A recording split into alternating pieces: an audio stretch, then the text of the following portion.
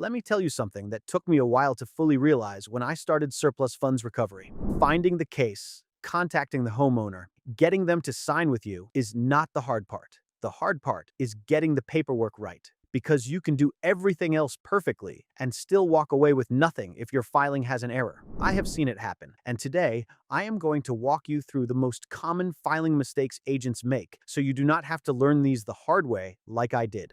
If you have not watched my previous videos on the document checklist and the county-specific traps, go watch those after this one. Links are in the description, and the card is on the top right. This video builds directly on both of those. Let us get into it. First, understand why filing errors hurt you more than anything else. A missed lead is a missed opportunity, but a filing error is different. A filing error takes a case you already worked on, a homeowner you already contacted, and documents you already collected, and throws it all back to square one. But most of these errors are completely avoidable. Missing signatures, wrong form versions, things that could have been caught in 10 minutes if someone had just slowed down and checked. And yet they are responsible for a massive percentage of rejected claims across every county in America.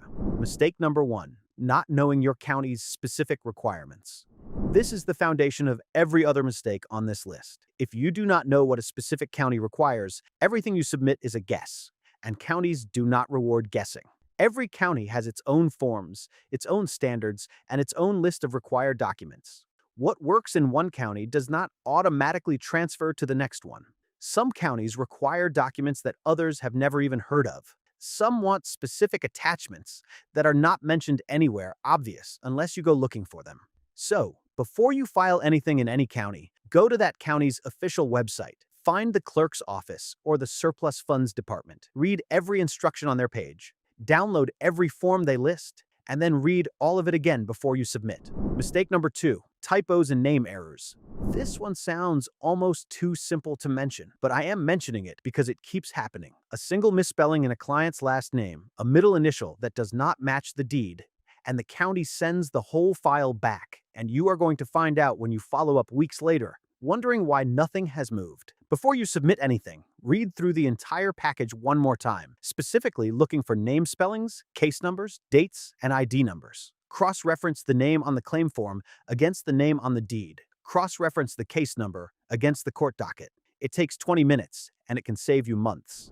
Mistake number 3, missing signatures. Some forms require one signature. Some require 2. Some require the signature of the claimant, the agent, and a notary, all on the same page. If you miss any one of those, the document is incomplete, and the filing gets kicked back. What makes this mistake so common is that agents are often coordinating signatures across multiple people, sometimes across different states, and something slips through, and nobody catches it until the rejection comes back. Mistake number 4, submitting outdated forms. Counties keep updating their forms. Sometimes the form looks almost identical to the old one, but has a new field added or a revised instruction that changes what you need to include. If you submit the old version, the county rejects it. This is exactly why you should never pull a saved form from your own files when you are filing in a new county. Always go back to the county's official website and download the current version on the same day you are preparing the filing. Mistake number 5, missing attachments. You can have every form filled out perfectly and still get rejected because you forgot to attach a supporting document that the county requires. A certified copy of the deed, the W-9,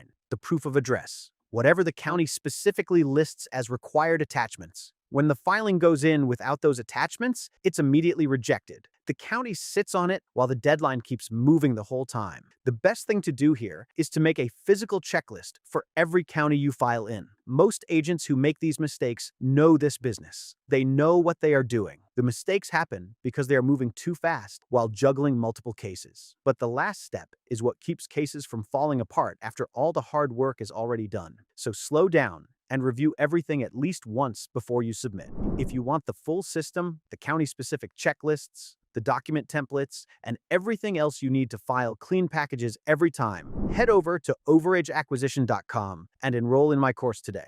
Everything I have learned in this field, laid out step by step, link is in the description below. If this video helped you, hit the like button, subscribe so you do not miss the next one, and drop a comment telling me about a filing mistake you have made or almost made. I read every single one. See you in the next video.